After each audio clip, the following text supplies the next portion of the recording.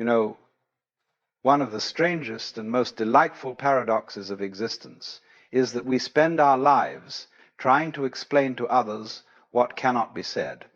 We try to pass on the fragrance of an invisible flower and then feel disappointed when no one seems to smell it. But awakening, my friends, is not a matter of being told.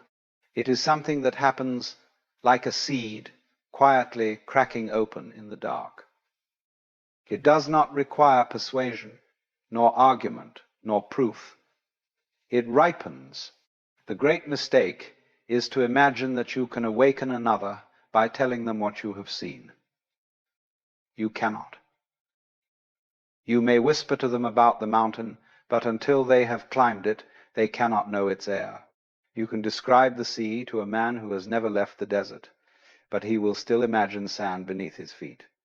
There are some truths that cannot be given. They must be born in the heart of the listener.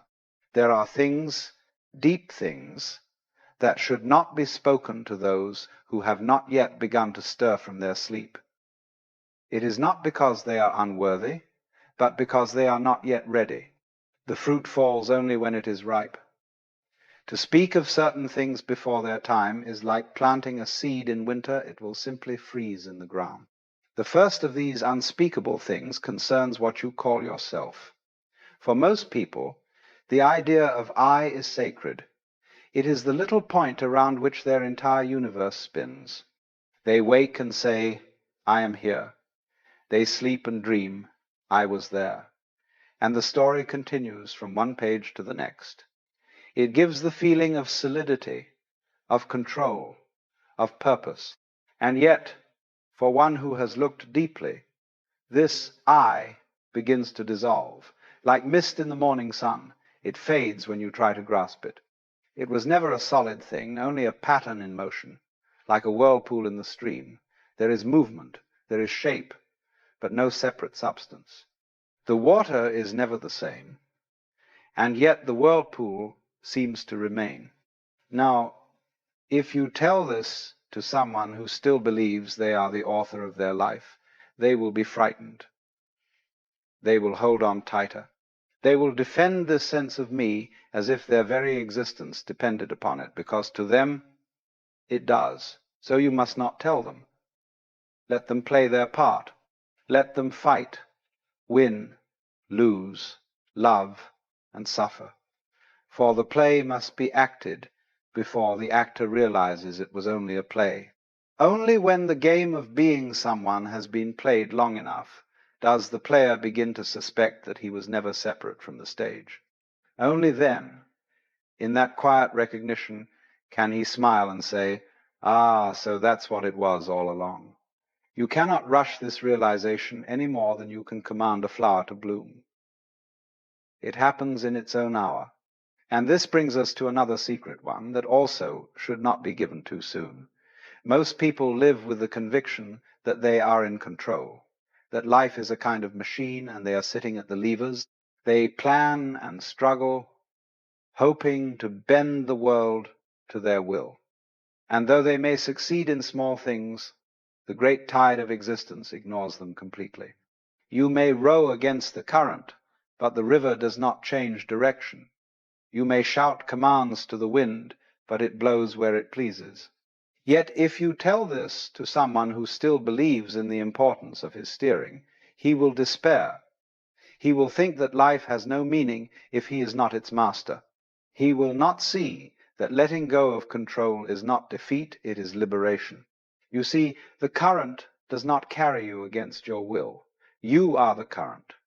The illusion of control is the illusion of separation, as though the wave could command the ocean. When one is still asleep, he must try to manage everything, to direct, to fix, to guard, to win.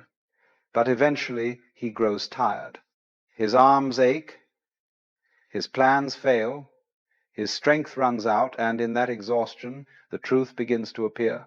He feels himself carried effortlessly, and for the first time he realizes that the river was never against him, that the flow was never something to be conquered, but something to be trusted. This is why we must not tell him too early. He must first taste the futility of resistance. Only when his own struggle has worn him thin does the lesson make sense. And there is another thing we must not speak of, for it touches the deepest fear of all, the fear of death.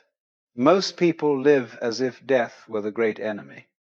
They imagine it as a black curtain at the end of the play, behind which there is nothing.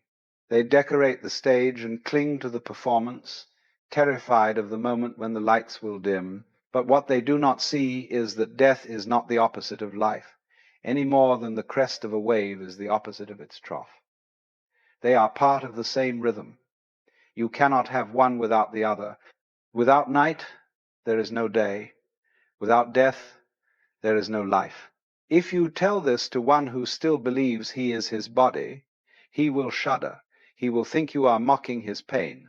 But to one who has seen through the illusion of form, death is but another gesture in the dance. It is not something to be conquered, but embraced. You see, life does not come into the world. Life comes out of it, like leaves from a tree. And death is the return of those leaves to the soil, so that the tree may bloom again. For the unawakened, this truth feels cruel. It takes from them their sense of security, their precious distinction between me and the rest. So you must not tell them. Let them fear death for a while.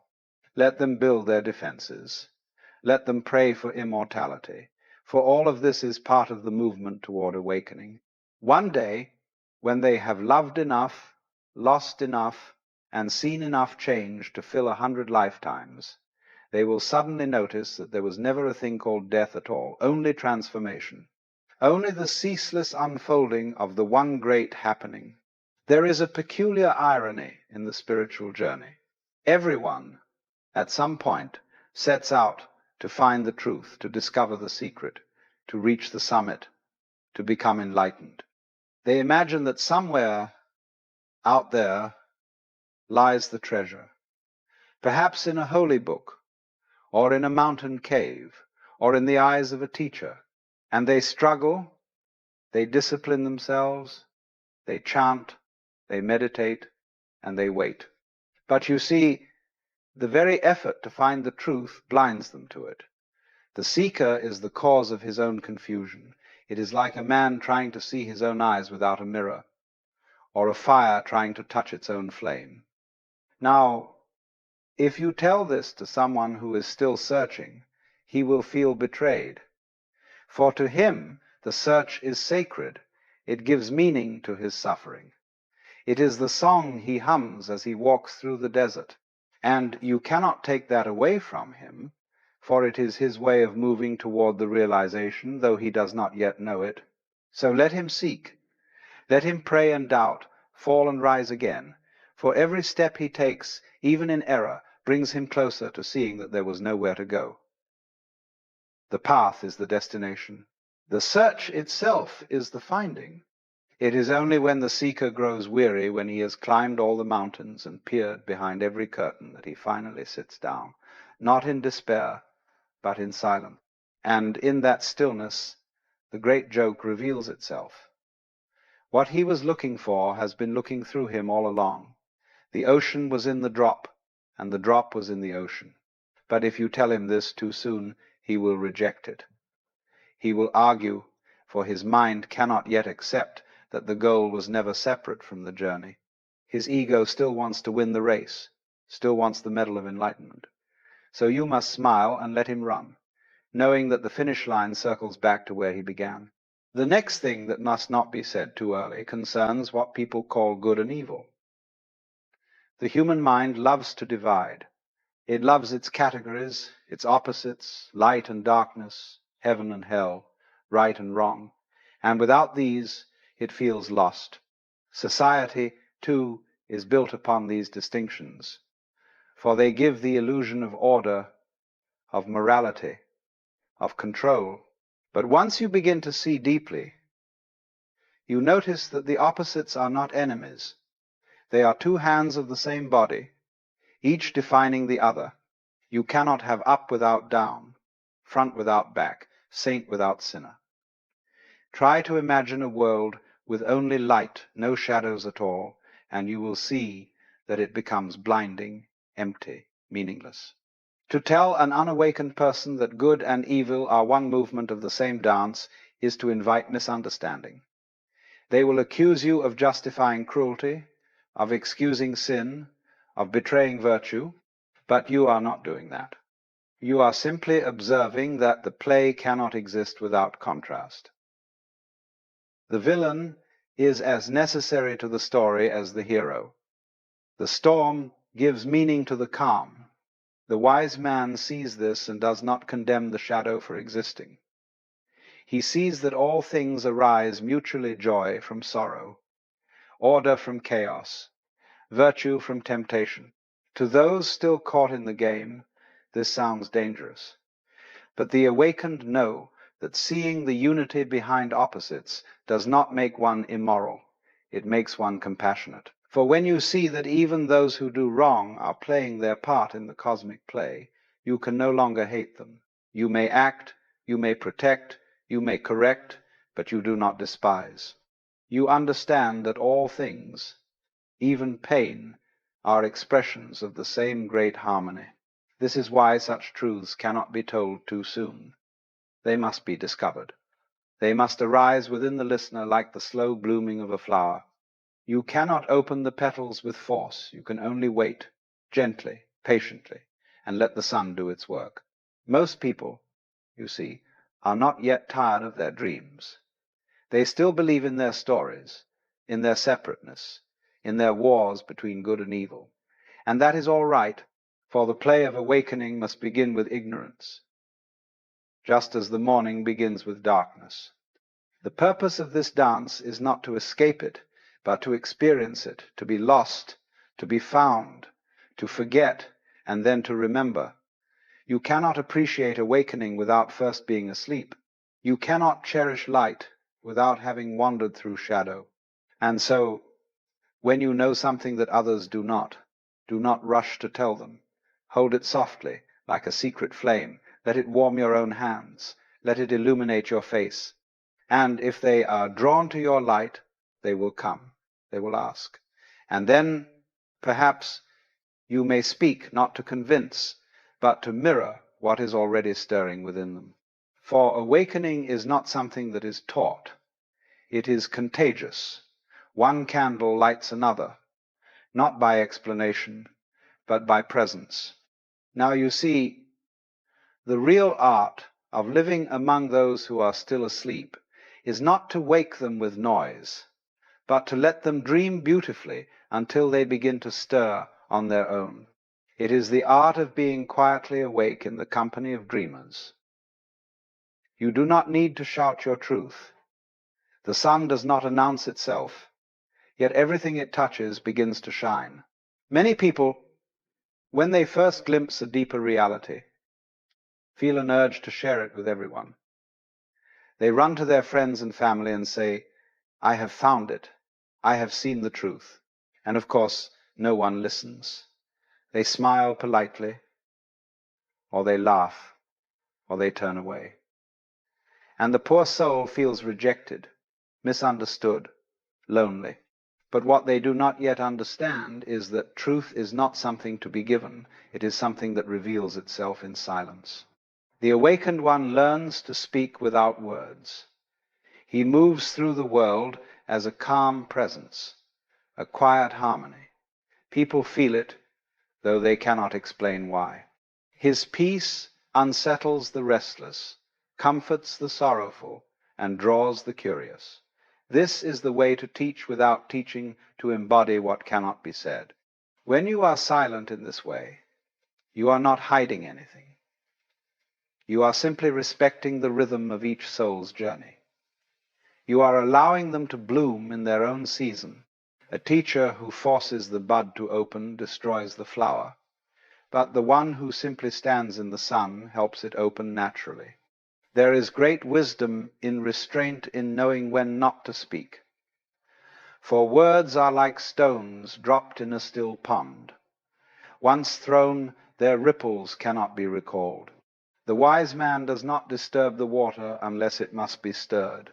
And yet, This silence is not indifference. It is not cold or superior. It is compassion in its purest form, the understanding that each being must awaken in their own way, in their own time, through their own experience. You do not drag a child from a dream. You let the morning light do it gently. The world, as you see it now, is full of sleepers acting out their dreams. Some dream of power, some of love, some of fear, some of loss. They quarrel, they build, they destroy, and through it all, life continues to play its magnificent melody. You need not fix them. You need not wake them, for their dreaming is part of the whole. To live as one who is awake is not to stand above others, but to dance among them, laughing softly, playing your role, knowing that all roles are masks upon the same face. You can speak with kings or beggars, saints or sinners, and see no difference. You recognize yourself in all of them, and therefore you cannot hate, cannot judge, cannot divide. This is why the one who has truly seen does not boast of his vision. He walks lightly. He loves easily. He listens more than he speaks. He does not need to convert or convince, for he knows that everyone, in their own strange way, is already walking toward the same home. Some take long paths, some short ones, but all roads curve back to the center. And what is that center? It is the stillness from which all things arise. The silence before the first sound, the space within every form, the pause between every heartbeat, that is where you truly are. Not in your thoughts, nor your name, nor your body, but in the boundless awareness that watches them all. This is what cannot be told to those who are not ready, not because it is hidden, but because it is too simple. The mind looks for something complicated, distant, difficult to attain. It cannot accept that what it seeks is already here, in the very act of seeking. So the greatest teaching is silence. Not the silence of suppression, but the silence of understanding. A silence that smiles, that listens, that moves with the flow of life without trying to grasp it. When you live from that silence, your life itself becomes the teaching. Every gesture, every breath, every glance becomes a sermon without words. People will feel it. Some will be frightened by it. Some will be drawn to it. And some will awaken because of it, though you may never know. And that is enough. You were never meant to save the world, only to see that it does not need saving. The universe is not a problem to be solved, but a song to be heard. And when you stop trying to make it sing your tune, you begin to hear its true music, soft, endless, and unspeakably beautiful. So remember, there are things you must never tell the unawakened, not because they are secret, but because they cannot be taught. The nature of the self, the illusion of control, the mystery of death, the futility of seeking, the dance of good and evil, these are not lessons, but revelation. They unfold when the heart is ready, and not a moment before. Until then, speak gently, live simply, and keep the flame of awareness alive within you. Let it burn quietly,